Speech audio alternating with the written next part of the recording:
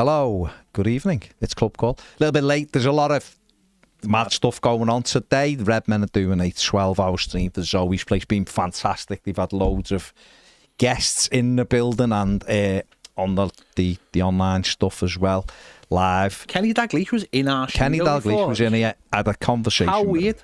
It was weird. It was a bit surreal. It was weird, no, because he walked up to me and he just started talking about a certain ex-Everton number 9 who he might be mates with. It was just like, hi, Mr. Dalglish. You used to score goals against us. Yeah. And then his son, we had a conversation about the MLS. It was weird, but there you go. What a footballer he was, Kenny. Bloody hell. I know people will, lose their mind over it, but what a footballer he was. Unbelievable. Big ass. So, yeah, he did have a big ass. I did say that. He did like backing into our defenders and couldn't get the ball off him. Yeah. I reminded him of a couple of sitters he missed in the derby. So he was thanking me for that, but I had a good chat with him. Yeah. Good. But there's been lots of stuff going on, but they've done a tremendous job, the lads so far next door. I think I'm not sure what they were up to. The target 16, 17. the target was 10 grand and they're at 16, 17. Yeah. Which is fantastic. No, doing a really good job. Superb. So if you've got £1 to donate to Zoe's Place, then please do it. Redmen Alive. You don't have to watch Redmen, you can just donate. Yeah. But there you go. They've done a great job for a massively important cause in the city, of course, Zoe's Place. Just under 19, fantastic. Absolutely fantastic. So fair play to them. Anyway, good evening. Let's start with Dunk. Dunk has left Inverness Caledonian Thistle. Yeah. Tough. He's had such a tough job to do since he's gone there. No money, out of the way. Very much out the way. He's not been getting paid. He's been paying his own staff, paying petrol, amongst other things. And obviously the club went into administration yesterday, which is they've lost 15 points. He's been a manager for 40 games and he's only lost 11 in that time of it. He's bottom of the league when he went in and he's done a really, really impressive job there, given no budget. Most of his team got off in the summer. And, they've only lost 2 games this season. Lots of draws, which is the youngest squad. And it's sad when you see a club that has done well in the past. I know it's a bit of an amalgamation, isn't it? It's not quite the same club as what it was, but coming into administration as well. And obviously, they start getting rid of people, don't they? And a few of the players are going to be moved on as well. The highly rated young lads will be moved on because of you try and basically get as much money back as you can, and he's left the job today. Yeah, it's sad the way it's turned out. I don't think there's anything down for them. I really don't. As a club, I really don't. I've said a couple of times when I went up there earlier on in the year, I didn't feel like there was any kind of local support for them, and I just don't. I really fear for them in their existence. I don't. They are. There's only one big sort of town city in that area, and that's them. And then you have to go a long way. It's why they wanted to move the training ground to Edinburgh. Yeah, and I really fear for them, as in how are they going to get players to come up and play for them? And I just don't think there's that groundswell of support. No. I think they've really. I think they had a Just Given page of the week, and I went on it, and I think they probably hadn't raised as much money as the Redmen have raised today. Genuinely, no. I just don't think there's any kind of I don't think anyone's interested up there. Because there's another team up there who play in the Highlands League. I think a lot of local people almost think that's the spiritual team of the area, because obviously it was 2 teams. Was it 2 teams or 3 teams? 2 teams who obviously merged together. And I just don't think there's any love for them, and I think that's where they're really going to struggle to continue. The ground is right next to the bridge that takes you over the harbour, and I'm just someone that can easily just knock that down and build anything on there.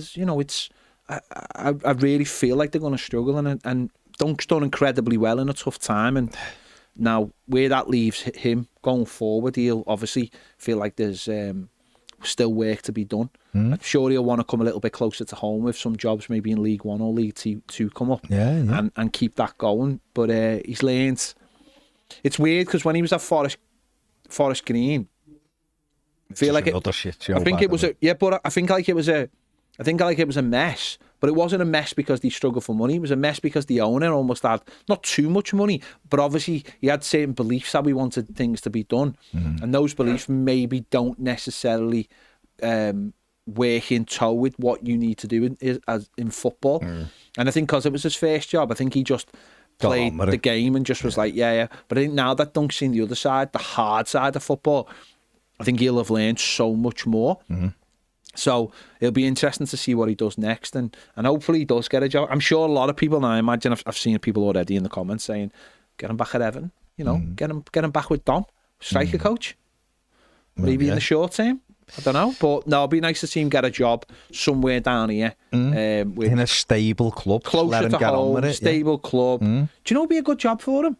No, it's not very stable, is it? I was going to say Salford.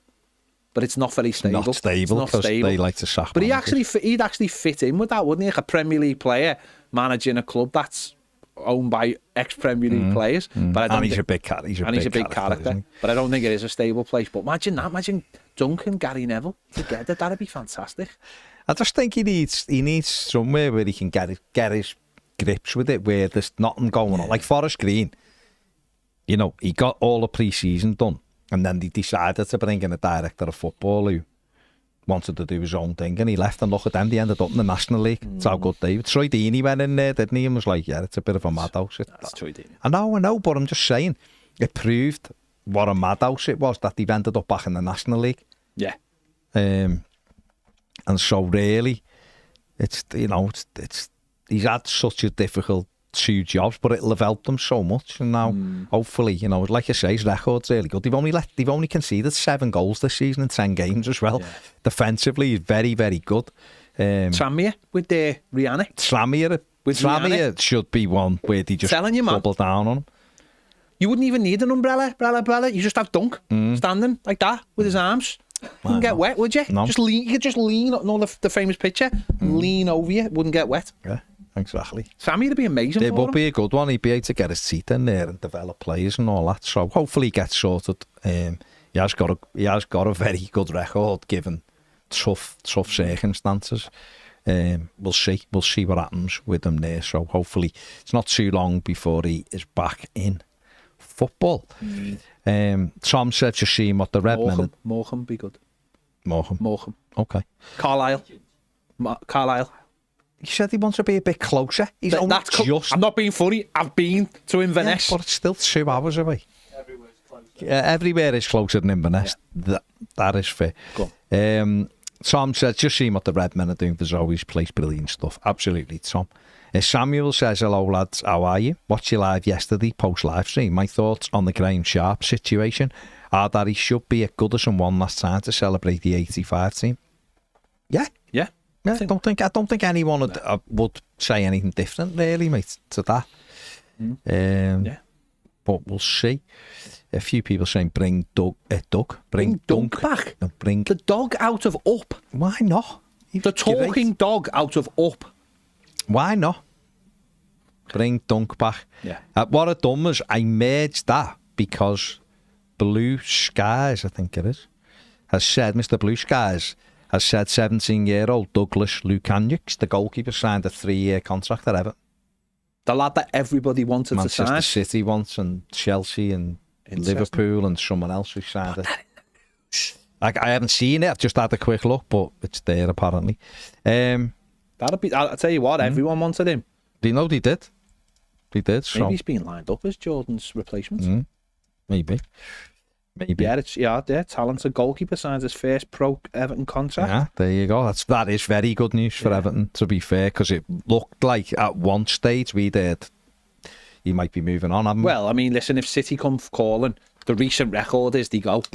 And in fact, there was even talk, I believe, wasn't the talk that Everton, I'm just saying there was talk, I'm not saying this is true, there was talk that he could have been used as a make-weight to actually bring in some better players at City. Some more cities, yeah. So, because that's how highly rated he is. Yeah. My only issue with the kid is getting the name on your back of your shirt. Yeah. That's the only... But what Everton have done in the shop now, it isn't, you don't pay per number. No, but it's just letter. fitting it in. Fitting it in. Imagine you're a young kid and you want that name on the back of your shirt. It's not Van Hooijdonk of Hessing. No, that wasn't Van Hooijdonk of... No, Jan van Vennegoor of Hesselink. Vennegoor. Yeah. Well, Van Hooijdonk was long enough. That was a long Van Hennegoor of Hesselink. But you would never get his name on your shirt because he wouldn't stick around long enough. No. You go and strike. Yeah, true. Adam says, drove past Dunk outside Cali Stadium today doing his interview, the BBC. Blared out Spirit of the Blues and got a little smirk from him. Doesn't surprise me. Does not surprise me. Everton Daves was big Dunk's taking 2 jobs where there were poisoned chalices. Bad luck on his part. The thing about it is that when he went to Inverness, it wasn't that bad. It was in terms of like the structure of the football club, but in the last 12... No money. No, but loads of places don't have any money. But in the last 12 months, that place has just... They were supposed to get it. They were doing a takeover deal, last year, and it fell for bit. And I don't think it fell to bits because of the person who was owning it. It fell to bits because of the person who currently owns it. And I think that's the problem. The fella who currently owns, or the last chief executive was what was really bad, apparently. Well, the average wage of the players at Cali Thistle is £330, I think, a week. And there's part-time lads in the league below. The average wage in the league below 780. Yeah. So... it's in the middle of nowhere. It's knackered. You can't commute there. You have to live there as well. And it's a big. And he said that early on, didn't he? He said it's a struggle to get players here. So, Events 75 Horizon UK says rumour has it Robbins is getting sacked at Coventry. That'd be great for Big Dunk. Mark Robbins is a good manager though. Just right now, I think that's too high a job for Dunk personally. I think he needs to get in and just. Morecambe and Carlisle. Get in and just leave him. Let him get on with the job. The bottom 2 clubs in Division 2. Let him get on they're with perfect the job. for him. I love this one. Dunk got Forest Green relegated. I think when he went in, they were bottom of the league with no players. I seem to remember. Again, you've dived in there. Sam says my dad's last game before he passed was the last game of the 2019 season. On the staff player walk around, Big Dunk ran over to my dad to shake his hand. I won't forget my dad's smile. Top bloke. Yeah. Gavin Hood. Have we got someone ready? Yeah, okay. We're going to go to Gaz. Go on. Gaz, are you there? Yeah, right, lads. Hello, mate. Yeah, how are you? Hear me? Yeah, not bad, kid. Not bad, you? Yeah, I can hear you just faintly. Need that to just turn it up a bit. Go ahead, mate, talk. I can hear you. When you can hear me. We can hear you. So, Ned, just turn them up slightly. These headphones are not connected. Yeah. Can you hear me Mine now? are, but it's just quiet. Sorry, Gaz, 1 sec, mate. It's alright, take your time. That says they're both on now. Ned, just turn these up slightly, mate. Go ahead, Gaz. Right, just a couple of quick points. The first one, Ped touched on the other day, or maybe, must have been the other day, 'cause Michael Keane, at the end of the day, can you really drop him after him being man of the match with Bramfleet coming back? Because you need to instill it in these fringe players if you want them to give it their all when they're coming in, that if you earn your shirt, you keep your shirt. Do you think it's a possibility that you give Tarkowski a rest? Yeah. I'm a great believer that Gaz, in giving people the opportunity to keep the shirt. However, this was the discussion me and Ped had the other day. Is there a school of thought that says if one player is much better, they have to come straight back into the side? Howard Kendall was ruthless with it. He was ruthless. Everton had 2 of the best utility players, if you want to say that, I've ever seen in my life, in Alan Harper and Kevin Richardson. And they will come in and be brilliant and be back out the team the week later. Funnily enough, it's why Richardson left Everton and went to Arsenal instead and won the league with them. But he'd often come in and I remember he scored 2 at Southampton. We won 2-1, and I'm sure he was dropped the next game for Kevin Sheedy because he was back. So it's a flip of the coin. But leave I'm not actually talking out. about Branthwaite. I am talking about Tarkowski Nah, because he's I not wouldn't. exactly set the world on fire. No, I would not. I wouldn't say I know what you're Tarkowski. talking about him winning the headers, but Branthwaite can win them headers. If you look at his stats and whatnot, he wins a hell of a lot more of headers than he loses. So, I don't know. It's just what kind of message does it send? I'll be honest, guys. I just dropped point. Michael Keane. I don't have this emotional. I think again, some Evertonians, we as Evertonians, we all do this thing of people have a good game and suddenly or score a goal. I have no romanticism there. I think our best two are Tarky and Jared Branthwaite, and I'd start them on is whenever they're fit. I do understand the idea of Tarky being maybe the injury and stuff, but I don't think it's an injury that 1 week would solve. I think it's something that he probably won't even get sorted till maybe next summer.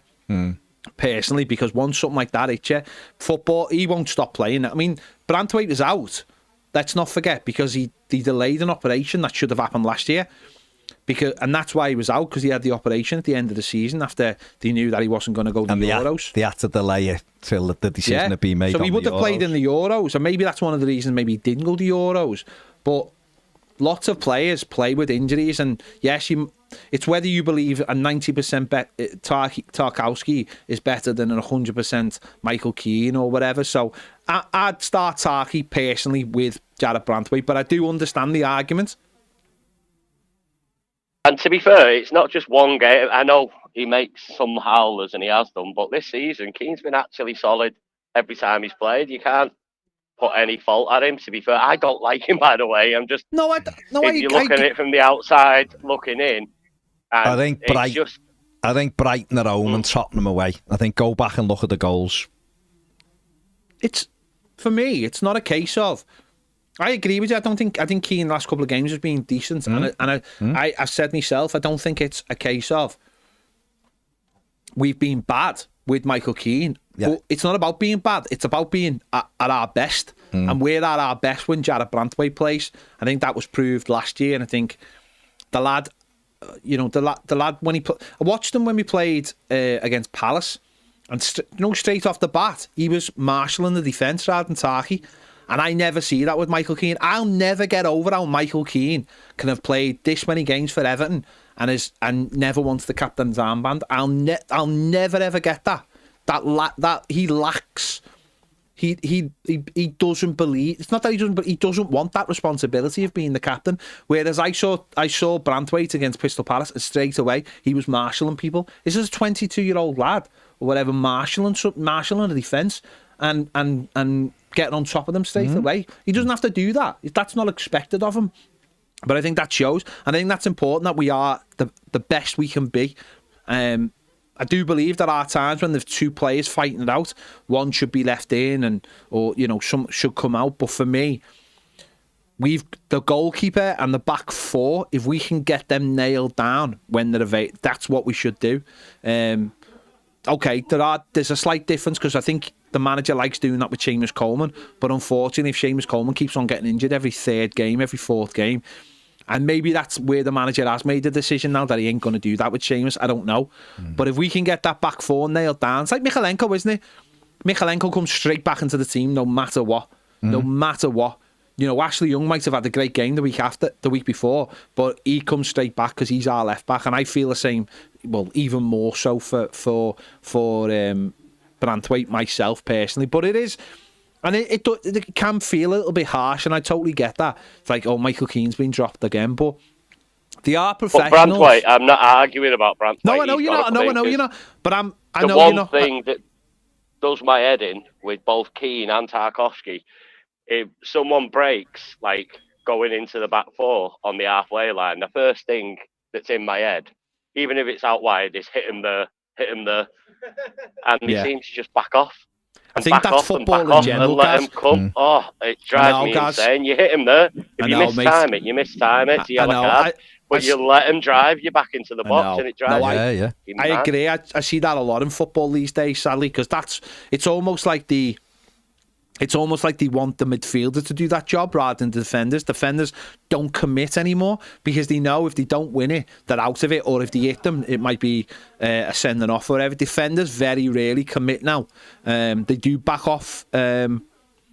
They do back off a lot more now and let the play develop, and it does wind me up because you see it loads, and we've seen it cost us so many times as well, where you think, just hit them on the halfway line, take the free kick on the halfway line, rather than letting them walk, because again, as a fan, we get that sense, don't we, sometimes, that the players don't maybe get because they're right in the action. We see it developing, because and that comes with experience as well, by the way, watching lots and lots of football matches. But I teach my 11-year-olds to do that, and they do that. Yeah. You close them down there. You don't back off into the area. I teach 11-year-old kids that, and they can get that. But I suppose if that's what they're being told to do, that's what they're being told to do. Yeah. And a very Everton thing. Ashley Young's not actually a right back, even though he's doing all right. Yeah. Only Everton could have 3 right backs on the bench and none on the pitch. That's just a typical Sean Dyche thing, and that's what it was on Saturday. But my other point is, regards the Sharp thing you were just talking about. This was a big, Sharp for me, it's borderline, like I say. When I was a kid, I remember watching him, but I was only 5, 6, 7, 8, 9, when he was playing at his peak at Everton. But the majority of Everton fans, especially if you see him away from home, or I'd say at least a 50-50 split, have never watched him play. Yeah. So they haven't got the same loyalty that we've got to him as a player. And this was his opportunity, because Baxendale isn't there. Bedsheet isn't there. Bill Kenwright isn't there. So he had his opportunity to come out and go, look, I was misinformed. If I'd known what I've known now, it would have been different. But he's doubled down on it, even though he's no longer at the club, so it doesn't affect his money. He's not backing up his mates. There's no excuse for him apart from his own personal pride for him to double down. And for me, that's what he's done. He's doubled down. And I'll be honest, I wouldn't boo him, but he's not welcome for me either. And like I say, I'm one of those who was there in the 80s, and he's not welcome for me, because he had the opportunity to walk away from it, and he's not. He's doubled down. Yeah. No, listen, can't argue with that. I think we've all said, me and Baz said yesterday, and I think I've spoke to other people. We spoke to someone today, who was part of the protesting. We all think the same thing. Come back. No one's gonna be bothered. If you want to, just come back. Just if you want to make an apology, if you want to explain your position, that's up to you. That'd be nice. I think that would be give a lot of people a little bit of closure. Closure on it. But if he came back, no one's gonna do anything about it. As long as Everton don't play them at half time, no one can care less. No one's gonna boo him or moan at him or fume. I don't think anyway. No, I don't think anyone's gonna fume. He's back. Just come back. Don't make it a big thing. Just, you want to watch the match, come and watch it. That's simple. That's my view. And I think Ped's thing, which, while it's a great idea, I think that would divide, where you say every player gets to come off and get their own standing ovation on the anniversary a week before we leave. I reckon when it was Sharp's turn to come off, there may be a bit of a mixed reaction. But he's already been back, though. Not by me. Yeah. Not by me, by the way. But there's a lot of youngsters who never watched him play. If it was something like that, guys, I'd clap him. And I'm not his biggest fan. I'd clap him, because as far as I'm concerned, that's a different context. That's the context. And I do get your point, by the way, but that's the context of him playing in that team. And all that, that's the way to look at it. For that context, he's the player. You've got the player and you've got the club man. And in that context, it's the player. And I tell you what, mate, if a night did happen like that, and it was full of people who did watch Everton and during that time, those people would quickly be shut down, I believe anyway, because I see it already at Goodison. You're at Goodison and something will happen, and say youngsters or whatever might start doing something stupid, but they quickly get shut down by the older heads who've been there and seen it, and I think that's what would happen as well, because it would look. There are occasions when things happen and they look awful on behalf of all of us. We know that when there's been a minute's silence and you get a couple of dickheads or whatever. It only takes one dickhead. Exactly, and that's why we don't do minute silence very often anymore. It's more like a minute's applause for that very reason, isn't it? Because it shut down all those people. But I think if in that context, and certainly for me, I think you don't have to clap someone off. You just respectively don't do anything. Same if there's like a national anthem. You don't have to boo the national anthem. You can just respectively not sing it, or whatever. So that's what I'm saying. There has to be some kind of line in the sand, and I think that has to come from him, so we can all go, sound, that's done now. But if it happens, it happens. If it doesn't, it doesn't. The world keeps turning, and we all get to go to the match, and he's decided he doesn't want to go to the match, so he misses out. Far as I'm concerned, we missed out on Neville not going to the match for years and years and years for something slightly different. So that's what it is. And that man loves Everton. I've spoken to him many times, Neville, over the years, and he loves the club, and he shows it in the right way. Neville's a fan, or comes across as a fan, whereas Sharp comes across as a company man. Yeah. And I know you can't say it now, but Ned, I'm going to hit Ned up and find out who it is that Ratcliffe won't be in the same room as, because I know you can't tell me, but I don't know that one. So it's Pathfinder now. I'll just say it's Pathfinder. I'm not going to make a big mystery of it. It's Pathfinder now. They don't get on. Been said before, though. It's Pathfinder. Right. I never they don't knew get that on. one. They don't get on. So that's it. Might have changed.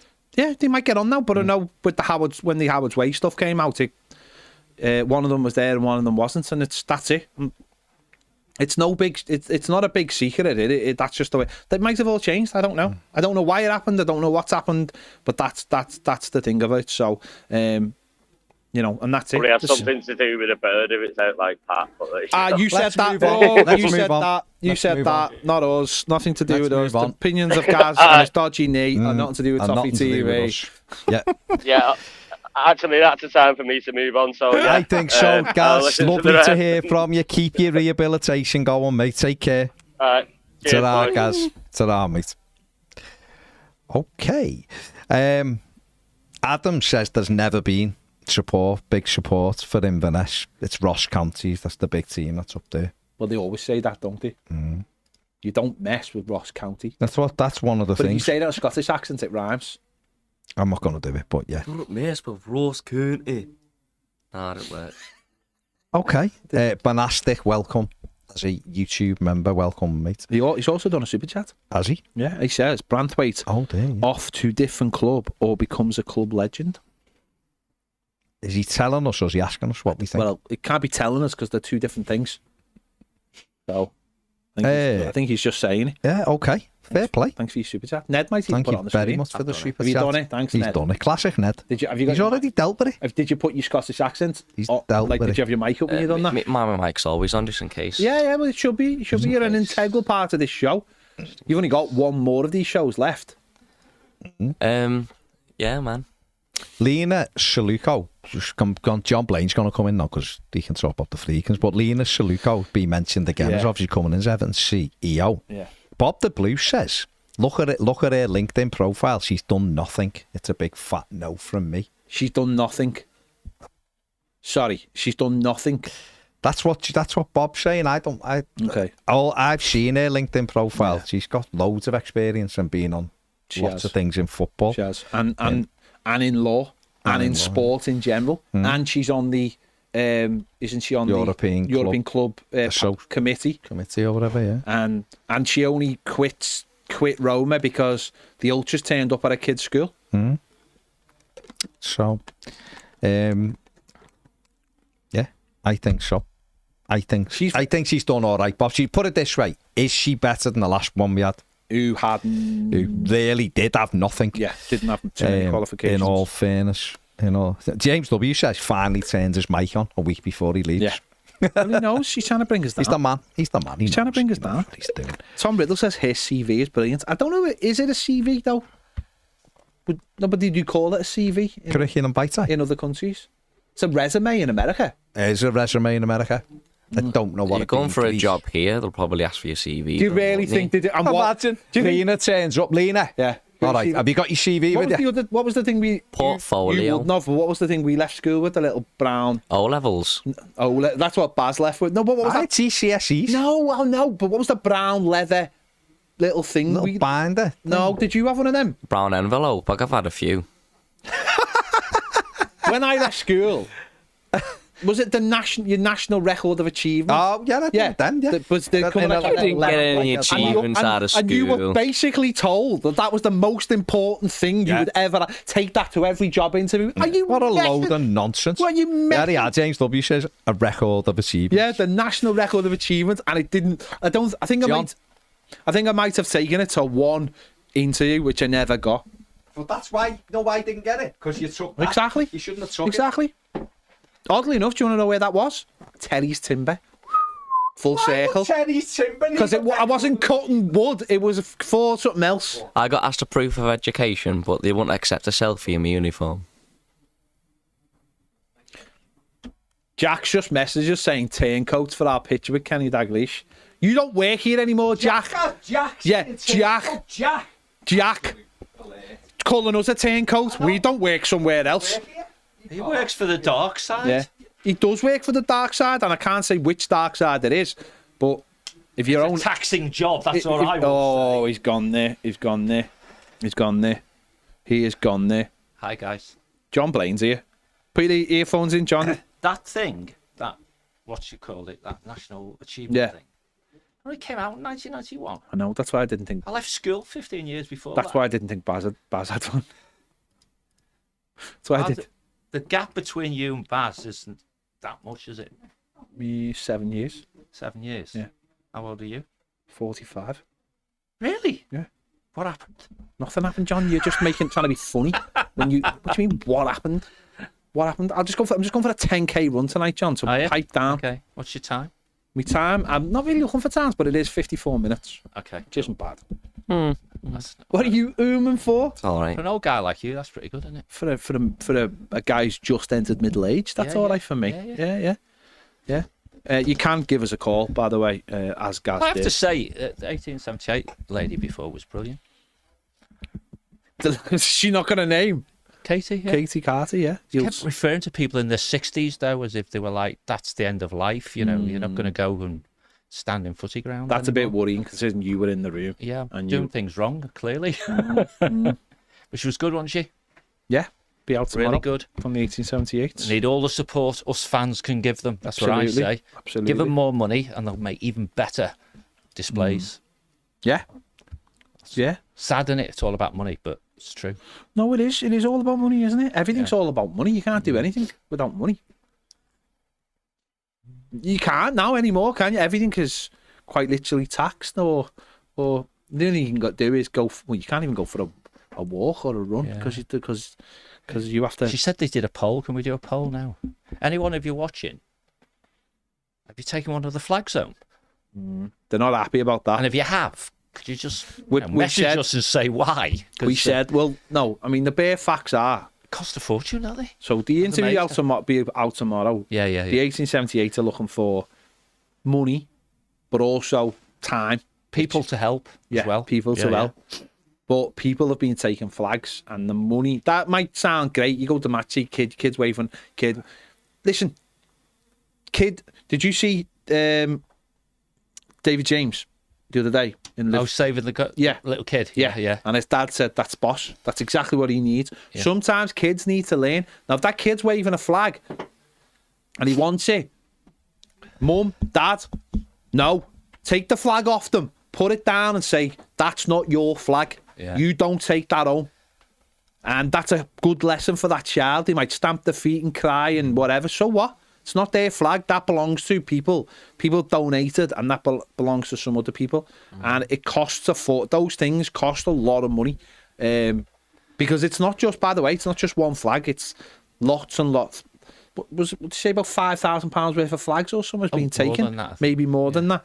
So I couldn't remember the exact numbers, but rightly or wrongly, and it'll be on the vid when people watch it, won't it? I think. Yeah. But it's like nearly half have been taken home by people. Yeah. Not the huge ones, of course, because they go put them back in the cupboard type of thing. They got 800 for this season. They've got 200 left. Oh, that's even worse than three-quarters have been taken home. That's a lot of money. And if that's what Ned just said is right, that's mad, isn't it? Yeah, and as Katie said, they're like the ones that they don't, they're the ones that fill in the spaces to make the things look brilliant. Yeah. So we were saying there should be a flag amnesty. So you should be able to come before the game and put it in the bin, and not the bin, the bins that will be provided, so they can have them, because it's not on. I've seen people walk out with them, and it's difficult. You can't really turn around to someone in this day and age and go, "What are you doing?"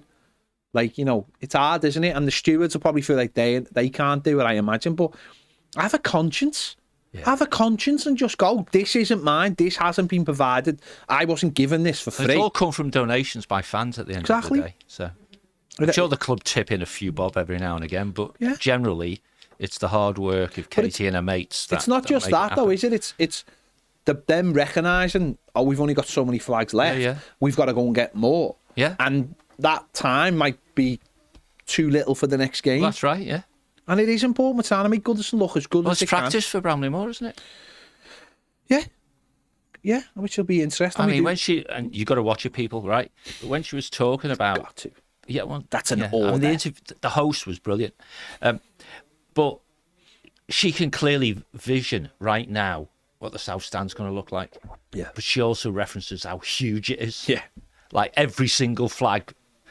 Even if you have your amnesty and they all come back again, will fill a corner of it. Yeah. Because it's massive. Yeah. So just visualise things that blow away the Kop, blow away the old Stretford End, blow away everything. Probably second to Dortmund or something crazy like that. If we can get, the big flag stuff like they do on the continent. I'd say you've been doing it really well recently, and it pains me to say this. Newcastle have been doing it. Oh, they're good. Yeah. They've been doing it really well. They've got some huge flags as well. And it's because it'll be what we get. It's a blank canvas where the seats going back allow you to have that kind of thing. Where Gladys Street, of course, because you got the roof. Gladys Street, you got the roof. Yeah. Park End you could do, but it's Park End's the easiest one. Yeah, to do yeah. So it's not big enough. So there'll be loads. And also, there's something I mentioned is, in terms of volunteering, if you think about it, this is a fantastic opportunity for you to go into Goodison Park when it's quiet and there's no one around, and actually you can be there for a little bit without having to watch football, and no one's chasing you out. I tell you what, and I know you have an observation about the sleep out on that same video, so you got to listen to the bigotry of Ped as well. I've done. I can, because I've done the sleep out. I'm allowed to say it. No. But the serious point is that if you can get pitch side almost legitimately, the stadium looks completely different. Yeah, and it's quiet. It's when there's no one in there, and you can walk around the cinder track or whatever it is these days. A lot of tarmac there, but and no one's, pushing you around, say you can't go there, you can't do this, can't do the other, and all that sort of stuff. It's just another way to see the stadium. And actually, because this is the last season, if you're ever going to volunteer for something like this, do it now, because you're going to get a view of the stadium that very, very few people are going to get. And and also then you're in, and therefore when we move in with the in crowd, you mean? No, but you're in, aren't you? You're in the 1878. Yeah. You're trusted. You're like family, you're like Mr. Flipper's family, right? You're in there, Mr. Flipper. You're in there, right? So when we open the new ground, you'll get an opportunity to go in the new ground when it's nice and quiet and get to see it before everybody else. You got to think about these. Play the long game. Play the long game. Ned's sitting there going, God, I get to go to a football match. Oh, I might do that. Remember when we did Dortmund? Yeah. And they were explaining this. It was one of the SLAs that was explaining to it, wasn't he? And he says, you see he almost literally said the foot soldiers, the youngsters outside, but they're collecting buckets, who dream of getting in there and waving a flag. Well, that was the next thing I was going to say, right? There might be some of you out there who are local, who can't get to Goodison for financial reasons or can't get tickets, and I fully understand that. But very much like the sleep out that John did last week and my wife did, there was lots of people there who almost may have been there as their last spiritual opportunity to be at Goodison Park under the light. Take every mightn't be able to go. So you mightn't be able to go to Goodison for whatever reason this year. Might be because you work on a Saturday or whatever. Take an opportunity to go to Goodison for maybe one of the last times, or just to be part of it, take that opportunity. And imagine though, as well, right? We do something, you know, for the Gladys Street, I guess. Derby Day be the classic, wouldn't it? And the Everton official photographer stood there on the centre circle taking a photograph that only he can take. Yeah. And you think, oh, I did that. Yeah. I contributed to that. I was part of that. And you could see, to some degree, Katie's pride. It's hard work. She says she's got 2 jobs now, and she's got the one she has to do to put food on the table. Well, that's another thing. And it's almost a full time. People can't grasp. I don't think none of us can unless you're inside it. How much effort it takes to get what looks quite simple sorted out. And we know this job. I was about to say I know that because me and Baz did it for many years of trying to make something out of string and paper cups look half decent when we were in our jobs. Well, we got the OB thing we might do tomorrow, and you know you're thinking, how do you get the audio right? Whatever. This is like orchestrating thousands and thousands of people, and getting the audio right at the same time and all that sort of stuff. So more power to their elbow, and that power comes from money. So yeah, absolutely. Bob the Blue's been back on. Oh, Bob the Blue. Hello, and he Bob. says, John Ped had a go at me for pointing out, Baz this too, but having a go at me, that the Roma CEO has done nothing as a CEO. Okay. She's a junior in-house lawyer and admin at Greek FA. Let's have a look. Qualities do you think our CEO needs to have? Like, before you answer that, I'm going to give the qualifications that I was just looking at it. Let me just give the qualifications of what she's got. Right, 2004 Athens Olympics, doping venue manager and coordinator. That's 20 years ago. So she's been a young lady 2010 to 2011, director of legal department at Panionios FC, member of the Court of Arbitration for Football at the Greek Football Federation. That was 2008 to 2013. Yeah. Legal counsel for the Basketball Referees Federation of Greece, legal counsel for the Greek Boxing Federation, legal and general counsel for the Greece Federation of Football Coaches, Olympiakos for 5 years as GM, GM and director of legal department affairs. The legal department affairs first, and then GM. 4 years from 4 years in the European Club Association, member of the ECA Educational Advisory Panel, and executive board member. So she left Olympiakos to do that, by the looks of it. Yeah. So 2003, April 2003 to September 2004, CEO and general manager of AS Roma. And let's not forget, she was driven out, quite literally, by the ultras turning up at her kids' school. She was president of the panel for the Golden Boy and Golden Player Awards at Tutto Sports. Still doing that. UEFA, member of UEFA Clubs Competitions Committee, Social Dialogue Committee. So they're just the things she's done. I'll hand over to... I think to some degree you've just given the answer to the question, what she done that justifies being the chief executive of Premier League Football Club, right? I think it's quite unusual for a lawyer to end up as a chief exec. Normally you'd expect one of the executive disciplines to be in that role. Curiously, the most common one, of course, being a finance person.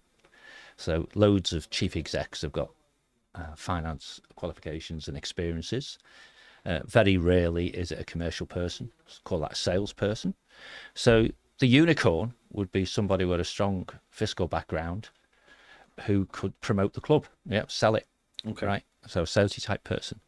In this day and age, it's interesting that more and more lawyers are coming to the front, because we see it, don't we, with PSRs and FFPs and all those sorts agents. Of agents. A lot of it is done as legal contracts put in place. I think, as much as anything, clearly she would be a huge upgrade in experience from the previous two chief execs that we've had. Which would be Denise Barrett-Baxendale, and prior to that probably Richard Elston. But Richard, where'd that come from? Robert, that's Richard Kenyon. Sorry, Rich. Robert Elston, but he was more of a financy type person. Yeah. But I just think she brings credibility. She will bring some degree of stability because lawyers think in a certain way. And perhaps the biggest advantage she has is she was headhunted by the Friedkin Group to take that job on. Yeah. So they got a search firm, a professional organisation who are tasked with going out and finding someone to fit a particular profile. And the profile was fundamentally chief exec of Roma. And that's who they found. And she's sitting on her hands at the moment. So, yeah. I mean, people are putting 1 and 1 together and getting 2 or maybe more. Yeah, maybe getting 3. I don't know. That because she was in the last 18 months headhunted by the Friedkin Group. If they thought she was doing a good job, then presumably then they would be on their list to go to Everton. Well, I was going to say, I would flip back to the guy asking the question: why does he think she's not suitable? Yeah. Or what sort of skills and experience would you prefer our next chief exec to have? Yeah. Well, I was going to say, she was obviously taken to Roma. She didn't come through the ranks at Roma. If she'd come through the ranks at Roma, I'd sort of get what you're saying. But the fact that she'd come through the ranks at other places and different places as well. And multiple sports. So she's an administrator at the end of the day. Yeah. Right. That's what her CV looks like. I am an administrator. And I think the challenge that she had at Roma, notwithstanding the little spat she had with the ultras, was that she started making sporting decisions. Yeah. And I think you spoke to John, didn't you? Yeah. From Roma Press. And if you've not watched that video, guys, you should, because it's pretty damn good. And that's what he said. Not so much it all went wrong, but that's when he started to have some concerns about the role that she was carrying out, because it was, I don't think he used the word, but I heard the word in my head when he was speaking. She was interfering with the sporting side. And we know Baxendale dabbled with that as well. Yet prior to her, Robert Elston didn't. So we need to get back to the chief exec is actually someone who runs the business, and the sporting director is someone who runs the sporting side. But that's because, but one of the reasons for that is because Roma didn't actually have a sporting director. Well, they did, but he left. Yeah, so that's what I'm saying. So she filled in. She filled in, and that's where John was saying, well, maybe she's not good at that, and maybe she. Well, there's nothing in her background that suggests. Maybe she just handled. She took too much on, and it took away from it. You need self-awareness. To be honest. At the end of the day, I don't know what makes a brilliant football CEO. I really don't. No. I don't know. John will know from other business. I don't know in football what makes a brilliant CEO. All I know is that this lady was the CEO of Roma till very recently and has got experience.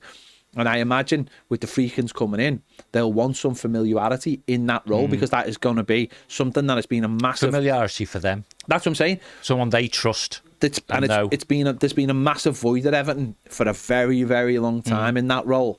They'll probably, I imagine, leave Kevin Felwell in. I believe they'll leave Sean Dyche in for the rest of the season, and just get absolutely, and get the lay of the land. But having someone actually in the top job, the numero uno job, because what we do know of the Friedkins is that they are quiet and they don't get involved, but they'll want someone they trust in the club to do that role from the off. Do you know why you don't get involved? Because you trust the people that you put in post. Yeah. I mean, I said for many years, even when before I've even known you guys, my day job, that the job of a relatively senior person is to get the right people in the right roles and give them the support. And when me and Baz have talked on BWB about it, I've said, basically, my job would be to remove their excuses for failure, right? And guess what? If all the excuses are taken away, inhibitors or whatever, then people don't fail, or they're less likely to. And what we've done in historical times as a football club is let people fail. Yeah. We've all seen managers over the last 10 years, haven't we, die one day at a time.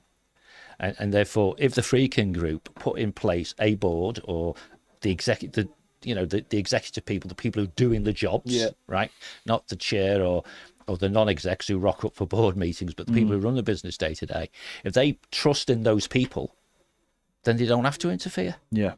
And to answer your question about, and it's very simplistic for now, people ask other questions, we can go in more detail or do it on Someone give us a call. Yeah, or we can do it on a BWB. But a chief exec who can make decisions and effectively communicate, not just with their direct reports, upwards, downwards, and perhaps to the wider fan base, and have a degree of self-awareness that says they can't do it all, and then they go and find the very best people to do key roles. Yeah, that's what a good I was going to say as well. This is an appointment that could be for 6 months, could be for a year. You know, this is a person obviously coming out of her own country and mightn't want to be at a club like Everton. I'd be really disappointed if we appointed a chief executive who we thought was only going to be there 6 months. No, but what I was going to say is, John, a transition person to run the shop might be, but call them that. That's what they are. Yeah, I was just going to say maybe it might be something for like 18 months. I mean, not like officially, just might be like, and in that meantime, they might be keeping their ear to the ground for the very best CEO that's out there, but that very best CEO mightn't be available right now, and this might just be a case of they know this, and ultimately, and I'm sure, well, just gauging off what we've said previously, is you want someone who's removed from the football club so they can make tough decisions. Absolutely, and do you know what? The internet's wonderful, and so is our audience, right? But I doubt there's very many chief executives that you talk about finding the very best ones type of thing. I doubt there's very many chief execs out there who've managed led as a chief exec or a general manager, 2 different tier 1 football clubs. Yeah. You know, different countries, different cultures, different languages, all that sort of stuff. So an experience is quite broad in that sense. But ultimately, it's just about being decisive and having the confidence that the people you put around you and in your own ability to see through shit, frankly, right? I mean, what happened with Mashiri clearly was he didn't know the club, and his if you like, his insight of the club came through a single individual, which was Bill. Therefore, it was filtered. It's too incestuous. It's been like that for a long time. You know, it's been like. And Bill only knew what the day-to-day was based on what Denise told him. And perhaps Denise, even though she ruled quite heavily, only knew what was going on based on...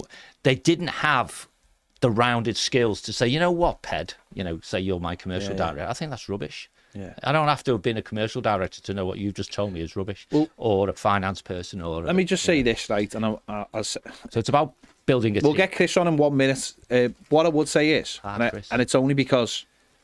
Well, his name springs to mind because I know he was talking to the Redmen today as part of their Zoe's Place all-day coverage. Charity Day. Yeah. When they brought Peter Moore in, he was a Liverpool fan, but Peter Moore had so much experience of what was going on in football at the time. He'd just been working with EA. So he had contacts. EA, people go, it's a computer game. It's a computer game that with images of every. It has to have contact. Yeah, you have to have contacts with all the football clubs, all the players, all the major brands, all their agents, all everything. You have to have you have to be in with everybody. And they brought him in, and commercially, Jay just went. Wasn't as a pure footballing person, he wasn't very good, was he? But it didn't matter. That's not what they recruited him for. So so straight away you've got a guy in there who knows. I mean, he made the commercial deal. He was like, Nike, get them on that, and then we'll have a Nike kit. And then also as part of having a Nike kit, we'll now be the front cover of the game now. So everyone in the world who buys the FIFA will see Jordan Henderson wearing a Nike kit. Like what? Imagine saying to someone when you're changing brands, that's what you're going to get straight away. But he knew his Apple straight away. He did, and he was one of those rare examples of a salesperson who ends up as the chief exec. Yeah. And I went to a couple of his things. He did one at the Institute of Directors that I attended in town. And as a speaker, he was brilliant, absolutely brilliant. Yeah. But you knew he had no interest whatsoever in the minutiae of running the business day to day. It was all the big picture stuff. Yeah. Right. Rod Ross says, took my lad on the stadium tour and then down to Bramley Moore today. Holy F, that new stadium is big. It is big. It is absolutely... No, when I go down, I still... First thing when I go... Because we all drive past, don't we? And you take your dog and all sorts of stuff. God, it's big. You've seen in some ways you wish that wall wasn't there. Yeah. Just so you could see the entire thing. But I think the wall might just give it that little bit of mystique so that when you people when they walk through that wall, say away fans particularly, because they're going to come in at one corner sort of thing, they're going to go, wow, look at the size of this thing. The interiors of concourse areas and stuff, Yeah. They're a bit reminiscent to Germany, weren't they? Lovely wide things. Huge. And, Dave Wolf says, Wolf said, "Hey guys, watching the live from Dubai, saw the Ipswich game live from the Everton Supporters Club at the Mezzanine Bar and Kitchen. Sounds good. Soek, Madinat, Germany. That's where the Everton Supporters Club. I've probably just butchered that name. And I haven't probably. Maybe we should go. Probably haven't. I have just butchered that name. We go in the middle of winter here. Yeah. Graham says... Has Chris give up? No, Chris is still there, but I wanted to just make sure I did a couple of comments. Okay. Chris said... Chris, sorry. Graham says, I think the kids should take the flags home. It gives them a seat on the day. It gives them a seal on the day. The first thing hung on the wall. Offset with shirts, tickets, food, drink, relatives buying birthday and Christmas gift. The cost of one flag against the lifetime of purchases. I've been buying stuff at Forest for 50 years. Graham, Everton don't pay for the flags, mate. The fans do. The fans do. They're not the club's flags. If someone wants a flag, buy one on the outside. I think you might be getting a little bit confused. So I didn't want to have a go at you, but the club don't pay for the flags. The fans do. This is all volunteer work by the fans, not the club. So the people have no right to take those flags home. And I'm afraid if a kid wants to take it home, it's the adult's responsibility to say, no, you don't get to keep I'll buy you one outside. Yeah, I'll buy you one. So it's got nothing to do with the club whatsoever. It's not the club's money. So no, they don't have a right to take them home. So I just wanted to point that out. They all have a sticker on saying, please don't take them home as well. Yeah. So. We've got Chris. Go on, get him on. Hey guys, can you guys hear me? You all right? Yeah, go on, mate. Yeah, it's funny that the guy who was just saying give me a bit of volume, please. Just say that again, Chris. Go on, you a bit low. Ned's playing with the instruments. I'll turn the gain up on my end as well. Can you hear it now? Go on. It's funny the guy was saying about the stadium. I actually yesterday my band shot a music video in a studio in Sheffield, and the song, because of the songs about what happened with my dad, I actually went down to Liverpool, and we actually got some footage of both where we scattered my dad's ashes into Crosby Beach, and also of the old and the new stadium. So you're actually you can't really see the stadium in the video, but you may recognize some places of where we actually shot some footage in our upcoming music video. So that should be pretty cool. Ooh. Boss. Yeah, it should be fun. And the new stadium, it is big. When you actually travel between the two, when you go between them, it's mental just how much bigger that stadium is versus Goodison Park. And the other stadium near Stanley Park, it's quite a bit bigger as well. But it is, boss.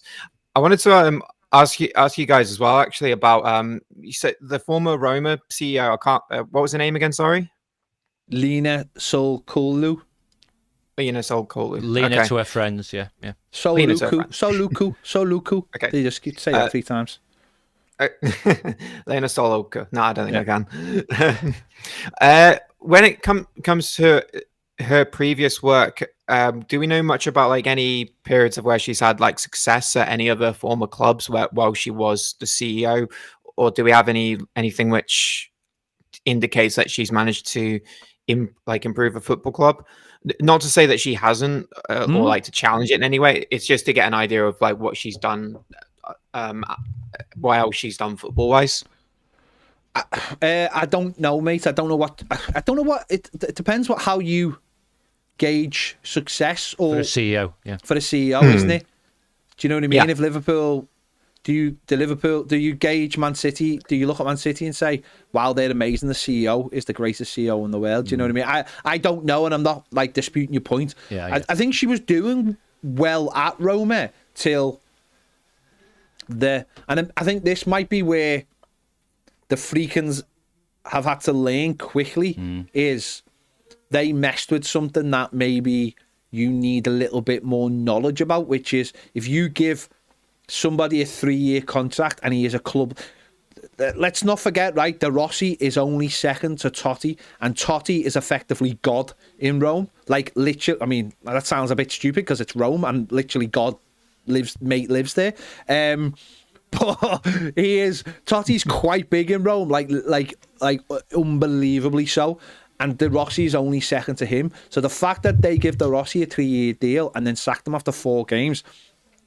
I don't think they quite understood how that was going to affect them, and that might be their sort of, they're not having that full knowledge of, and maybe that's where they need to embed themselves a little bit better in the football club and the culture, maybe staying away and letting other people deal with those things. Maybe that's where they're going to have to learn, and certainly it mightn't be the same at Everton in terms of the intensity, but I always feel like that you should get to know your fans a little bit. And if she was also an outsider, maybe that decision was easier for her as well, not knowing what that was going to... And also, maybe they just thought, because they'd done everything so right up to that point in terms of winning a European competition, getting into another final, bringing Mourinho in, maybe they thought the goodwill would extend to being able to sack De Rossi, but they got a very, very big shock when they sacked him. And they can't put the genie back in the bottle, it seems. It's done, yeah.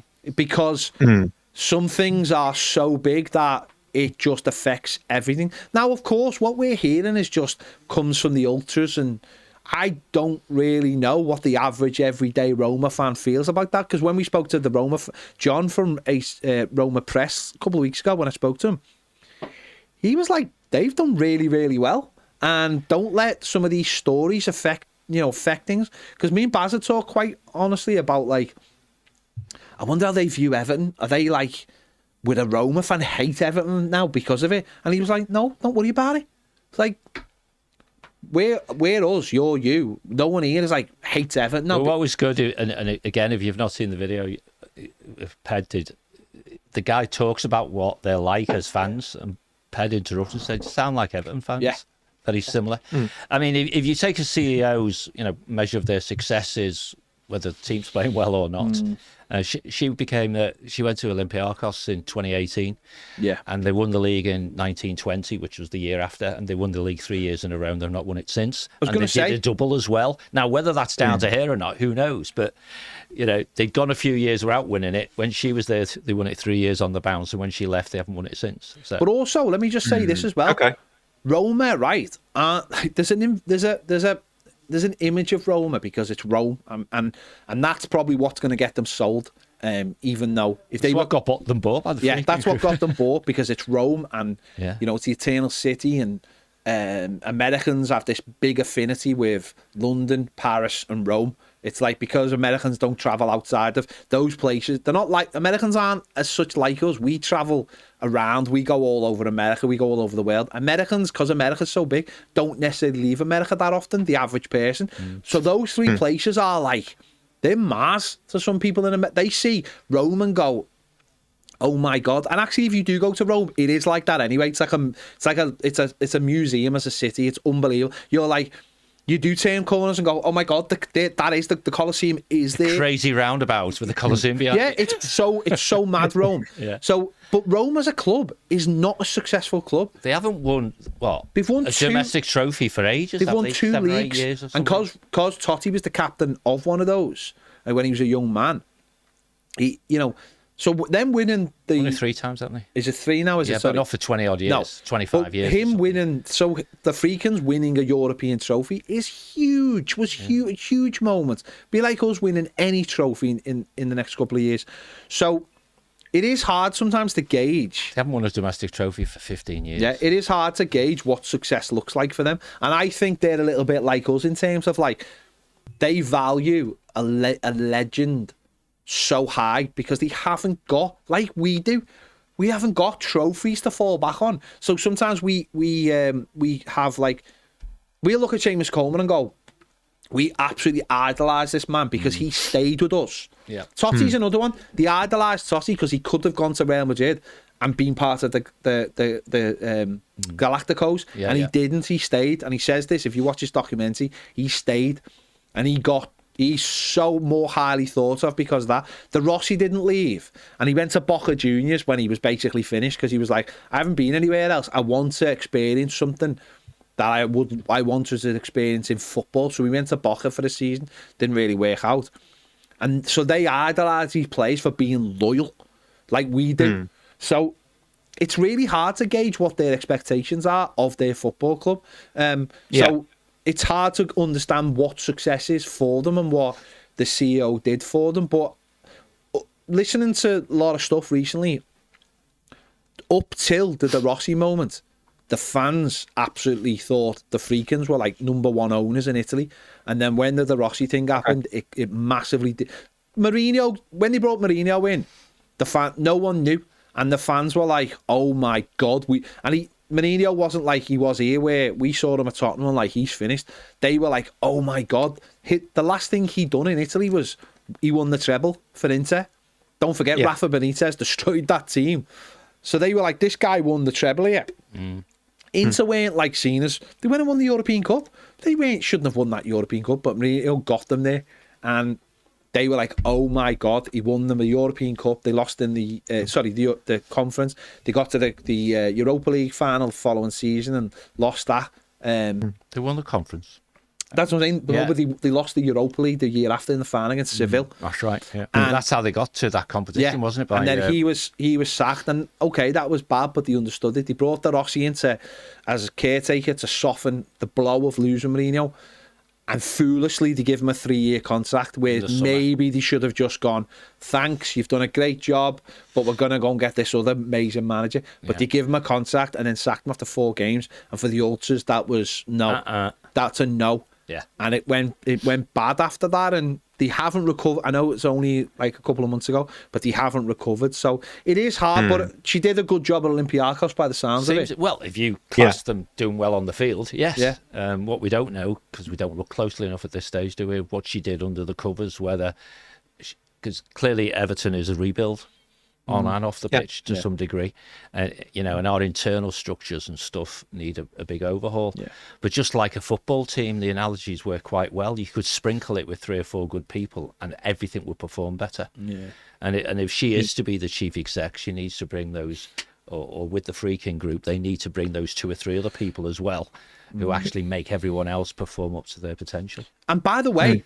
There's a lot of if, buts, and maybe on this. This isn't say no. I'll have a rest. This isn't a done deal. Oh, this is definitely this isn't a done deal. It's people put 2 and 2 together when she's left Roma. When she left Roma, and they headhunted her. Therefore, I spoke to Matt Slater on the video a couple of weeks ago, and he was like, "That's another good interview, she's your next CEO." And I was like, "Oh, okay." So then sometimes when people like him say that, you go, "Oh, this must be doing the rounds within the circles of journalists." That's right. Yeah. And then I spoke to John about it, and he was like, yeah, good CEO. So a lot of people are putting 2 and 2 together. And I know there was a piece done last night, wasn't it, in the Eye by... Douglas. Yeah, Mark Douglas. Mark sorry. Douglas. And sorry, he sort of, maybe laid a little bit of groundwork for that as well, saying they're going to come in, they're not going to do anything drastic, they're not going to get rid of... They're probably going to give Thelwell a new contract. They'll probably wait till the end of the season to before they get into the Sean Dyche things. And it felt like they were just going to come in. First thing they're going to do is try and look at the stadium and go, how much money can we make out of that stadium? Because there's it was suggested to me that they've come in, they've looked and gone, I don't think Everton have going to make as much money out of the stadium with their plans as they think they are, and we're going to do something. Boom. Have you heard that? Have you? I heard that. No, because I heard it as well. Okay, but it wasn't from you. Okay. Therefore, we've heard the same thing from different people, which is 2 sources, which makes it right. I don't know if I'm being rude, but no. Underwhelmed was a word used. Yeah. That's what I heard. I heard that maybe it's just not ambitious enough. Which is good, because if we're talking, that means there's headroom. If we're talking, there's loads of headroom because nothing's been signed. That's right. That's what's really important. The timing of this deal is so important because there's no naming rights. Everton could have got a naming rights with some company, and the Friedkins can go and get one with Toyota, or just go to some other company and go, see how much Toyota are prepared to give us. What are you prepared to give us, Bank of America or whoever? I mean, if you're talking about 1 and 1. Go on ahead. the stadium, guys. Sorry, guys. No, go. Do you think that there's an argument to be made that there shouldn't be any name on the stadium? I know there's a lot of commercial revenue, like having like the Toyota Stadium, for example. But if you look at what Tottenham are doing, and it's called the Tottenham Hotspur Stadium, and how much that's important, how important that is for the brand recognition of them as a club, is there not an argument to say that Everton should also be doing the exact same thing and saying, rather than having someone playing at like the Emirates or the using that as an example, like let's say we get Green Day And then they're not playing the Toyota Stadium. The They are Green playing Day the Everton Stadium, are you saying? No. What I'm saying is like, sorry, No. like let's say Green Day are playing at the Everton Stadium. Well, no. But what I would say is, and this is just my opinion as a normal human being. I'll get the expert's opinion. You normal human being with some extraordinary abilities. That's what I would say. Is that Tottenham? He's deluded. He really. I can run further than you. That makes me better. What I would say is, come altitude in May. Yeah, I'll do the altitude. You pay for me to go when I'm there. See, that's your skill. Yeah, paying. What I would say is Tottenham get brand recognition because it's an NFL stadium, right? I don't think you get brand recognition just because some big band's rocking up. It doesn't matter. But brand recognition is when you're on NFL all over America to millions and millions of people watching the number one sport in America, and they keep going, Tottenham Hotspur Stadium, Tottenham Hotspur, and people go, what's Tottenham Hotspur? Tottenham. Because it is such a unique name, and you're right. But, so that's where I think, yes, that works for Spurs. I don't think that would work for Everton, because even when the Euros are on, it can't be called.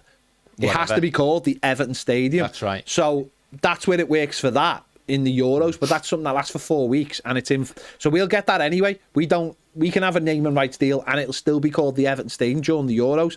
I mean, what's worse is when it's in the Euros, it'll have things on the side saying Liverpool, which is a little bit annoying.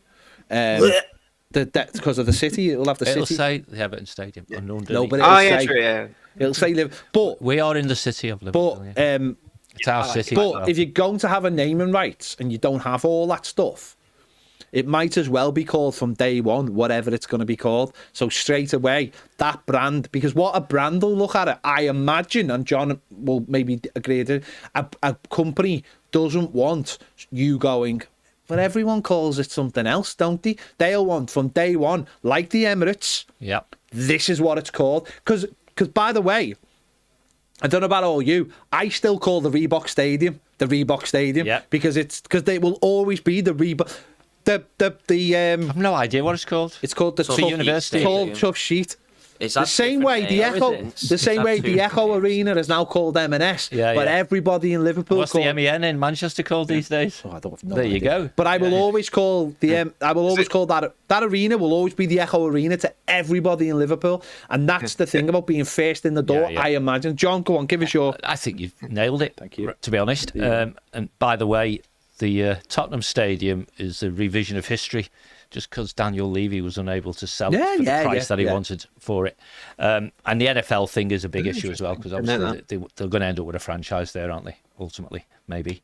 To answer your question, the bit where Ped nailed it was, if you're going to do it, day one, it has to have a name. Okay. And I think when I've spoken to the club, they've had choices, they've had options. They don't want to undersell it. Yeah. They don't want it to be the wrong kind of brand. You know, we don't want it, like Lube, the Betfred Stadium or the Bet365 or whatever. Whatever. Oh, God. So I think it was a big a betting financial company. institution that's not too dirty, like the one from across the park, would be good. Yeah. And definitely not Lube. Yeah. What have you got against Lube? No, I just don't think it sounds good at a stadium. The Juicy Lube Stadium does not. Eat it now. I used to live in Shrewsbury, and Shrewsbury Town FC was sponsored by Morris Lubricants. Yeah, you do not want any kind of lubrication near your stadium, I'm afraid. It's just not. It's not a done deal. But no, Everton just need a big cut, and you wanted something that's good. So, but also for me, I want something that is a shirt. It goes on the shirt as well, and it's one big deal. And it goes on the shirt, and you have that for everything. And I think that. Yeah, I would suspect, right, that Everton have naming rights offers right now, and they're waiting for the new owner to decide. Yeah. And maybe because of what they know about the States, and of course they're doing is it Dallas, where the Friedkin group are funding, or at least part funding, for $a few $100 million upgrade of a stadium. Is that Dallas? Came out in the last day or so. Is it? Yeah, I never seen that. Friedkin group. Football or NFL? No, I think it's proper football, US football. Yeah. Is it Dallas? Is it FC Dallas? Yeah, it might be FC Dallas. Is that soccer? Yeah. But they're Roma upgrade. owners announced a new project in USA with FC Dallas. Yeah, there you go. $178 million or something to upgrade the place, isn't it? And what's that stadium called? Wait for it. 106. Toyota Stadium. Yeah. 192 It would be million cool to have like Toyota as a sponsor because the stake logo just does my head in. Like I just can't get on. Well, it has to go anyway. So it has to go anyway next season. Toyota's corporate colours might be a bit. Toyota Stadium is set to undergo a there. You go. See, major redevelopments. I see. No, I know, but I just knew it anyway. Oh right, okay. Bank of America would be good because their corporate palette includes blue. So there'd be no colour issues. No, there you go. But hey ho.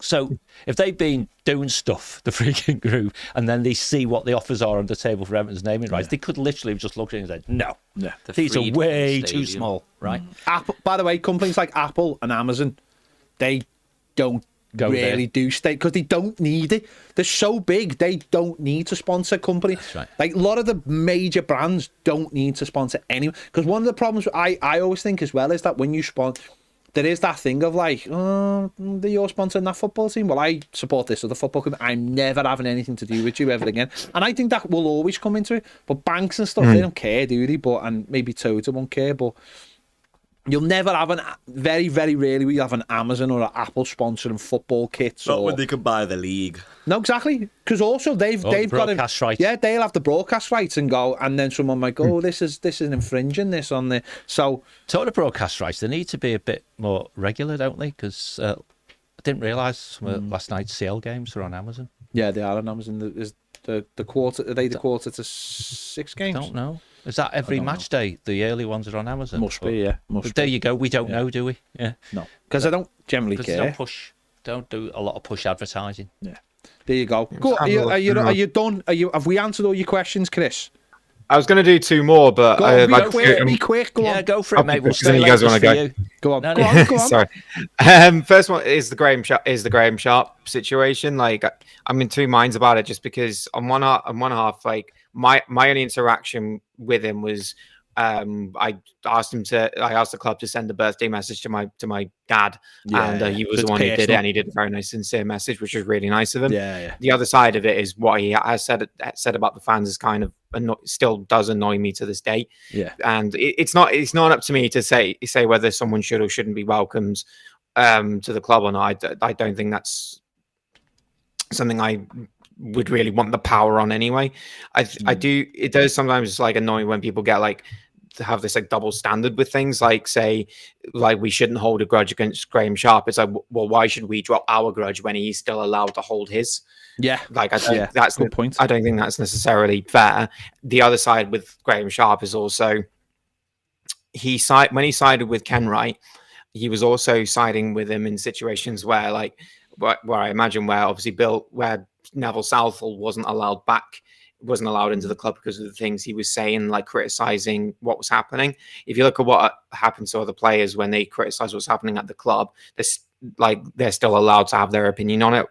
So to a certain degree, you could argue that Sharpie's like betrayed one of his former teammates who he actually won these trophies with. That's not a good look for a former player. And I wasn't alive when he was winning these titles, so I don't have that. Unfortunately, I don't have those memories of the things he scored for us. I can only go off of the perception of what I see now from him.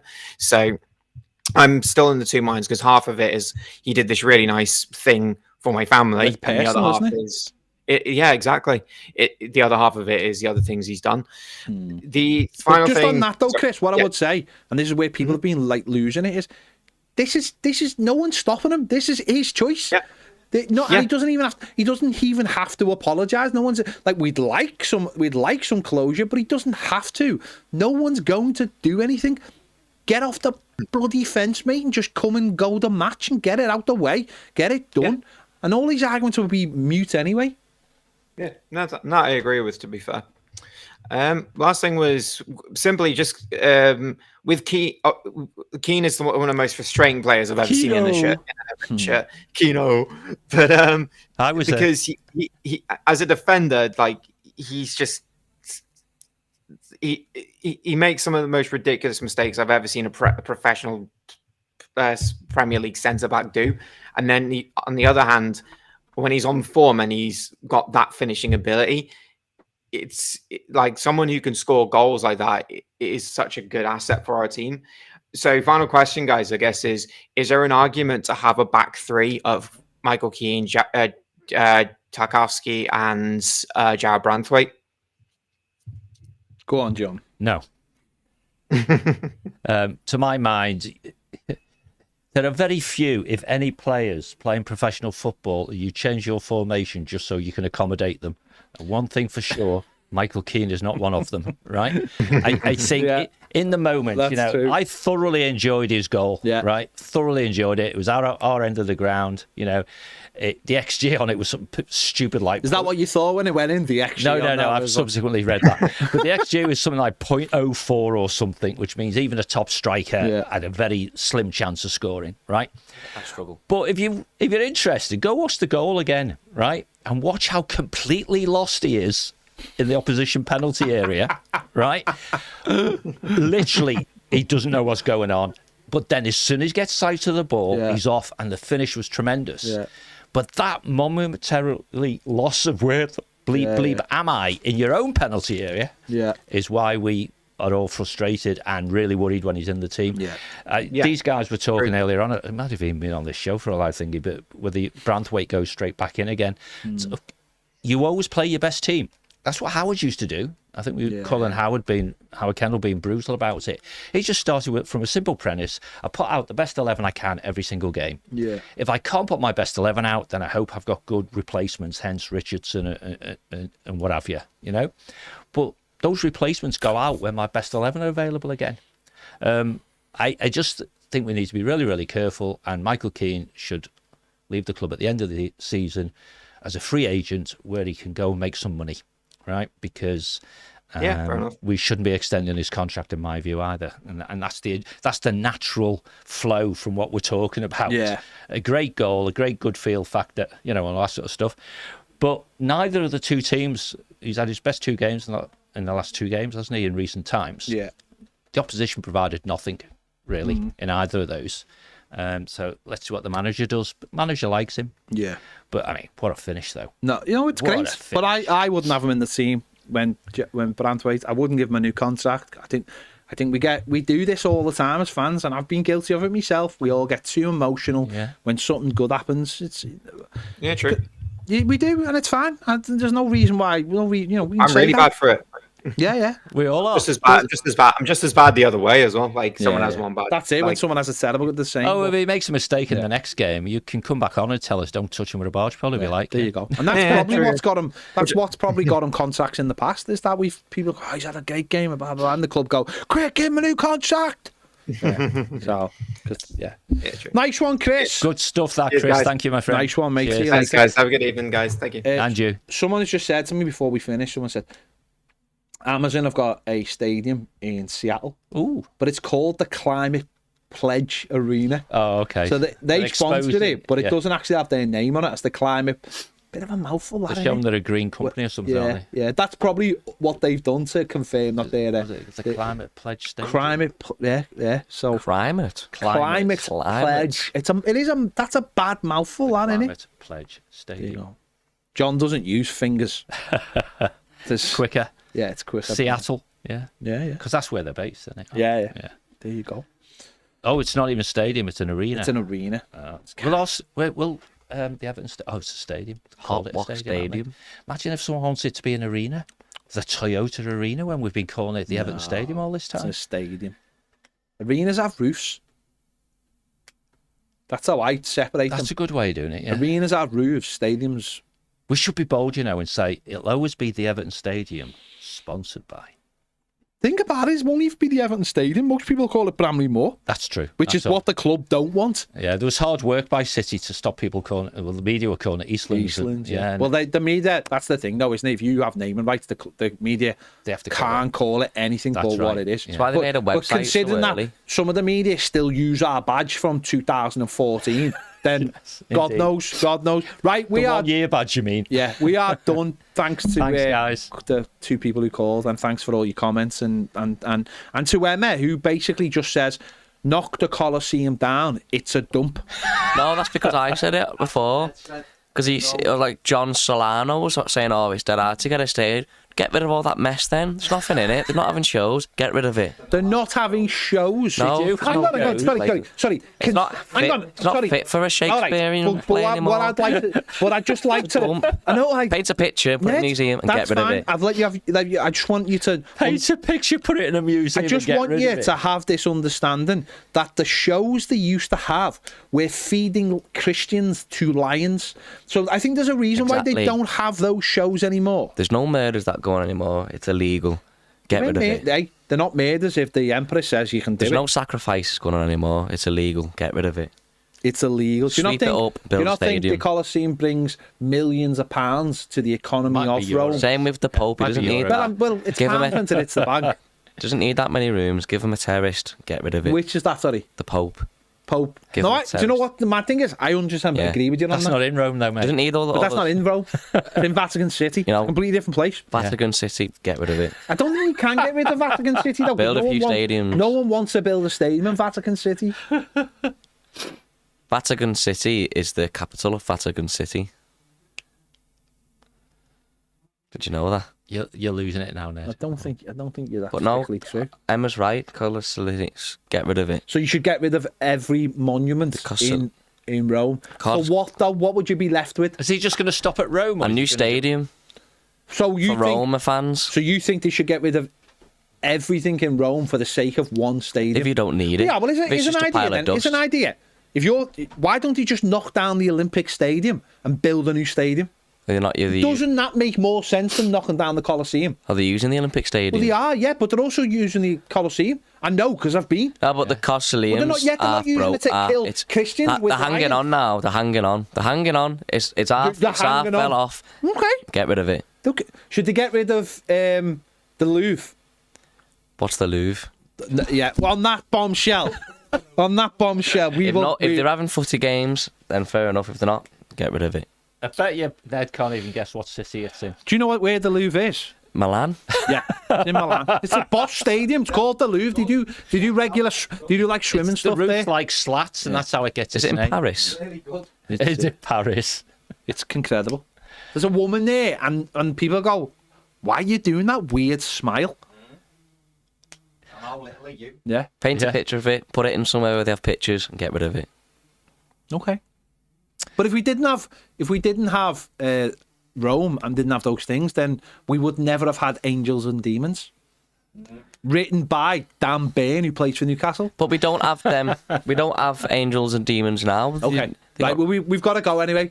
He doesn't believe in angels.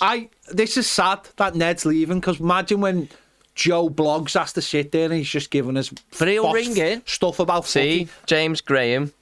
Vatican City is its own country, yeah. They said, No, he doesn't. He says, isn't Vatican City his own country? And puts a question mark. Yeah, because Vatican City is the capital of Vatican City. It's not a country. It is independent. It's its own thing. I don't know if you. It's not in Eurovision, so it doesn't matter.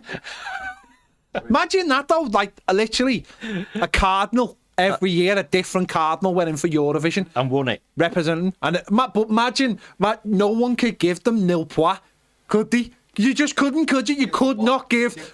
You couldn't give the card. You'd be like, we can't give them. Exactly. Exactly.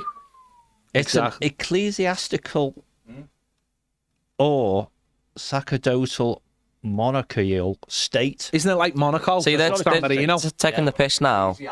Taking the piss out of us. That's right, yeah. You're either a country or you're not. Stop. But it's not a country. Stop being a pillock and grow up. What are you? You're not a city. So why are you called a city? Grow up.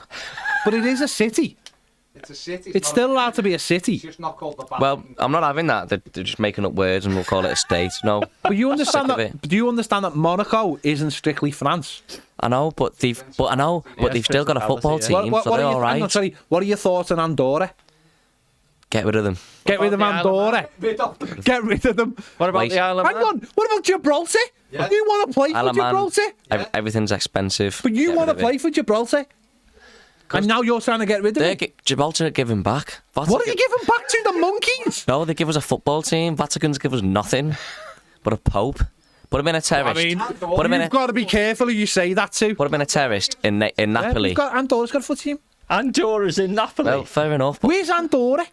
you know, and Where's Andorra? on an island. Isn't that where Dora's from? Isn't that where Dora's from? You speak Spanish. Dora the Explorer You may as from well Andorra. Move to Spain. Move to Spain and get rid of it. Yeah, it's in there. Move to. Do you know there's a place in Morocco, a little city, and it's Spain? Do you know that? That's just. But it's bizarre. Spain. If you go to this place, you can fly in and you're in Spain. And then there's a place in Spain, but you're in the UK. What's your thoughts on You that? just need to make their minds up, for God's sakes. There's a place in. Is it Poland? It's not Poland, which is Russia. Where's that? Where's Thingograd? Stalingrad. Not Stalingrad. It was in the World Cup, but it's in Putingrad. other countries, isn't it? There's an isolated bit. Yeah, it's Just like Berlin was. yeah, like Berlin was. Yeah, Berlin was in. This all started with invasion. It did, yeah. It all started with you saying knock the Colosseum down. Yeah, that's fair. That's exactly where That's fair. Right. Get rid That's of it. fair. We're going to have to go. I could do this all night. Like Captain America, I could literally do this all night. But I can't. But Baz Carney's got to do the news because he's the only person who can read the news off the teleprompter. He is. He's very much. No, he's not the only. He's just the best at it. He's the only one who can do it. There you go. There you go. Thank Like you, the same people. way I'm the only one who can do this. Right, there you go. Thanks for watching. See you tomorrow. Bye. care, bye. 1 o'clock.